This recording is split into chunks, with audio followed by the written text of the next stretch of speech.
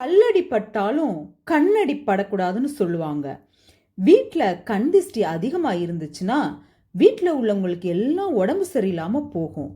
அது மாரி நேரத்துல இந்த சின்ன பரிகாரத்த செஞ்சாவே, வீட்ல நல்ல ஒரு பாசிட்டிவ் எனர்ஜி கிடைக்கும்.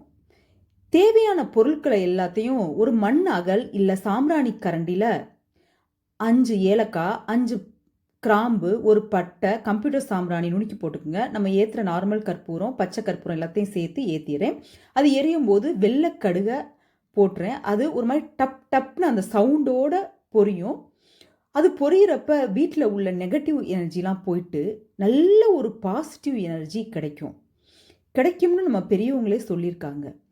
இத எவ்வளதுக்கு மூல முடுக்கெல்லாம் நீங்க காட்டுறீங்களோ, அவ்வளதுக்கு உங்களுக்கு இதோட பலன் கிடைக்கும். இத வாரத்துல 1 நாளாவது செய்யுங்க.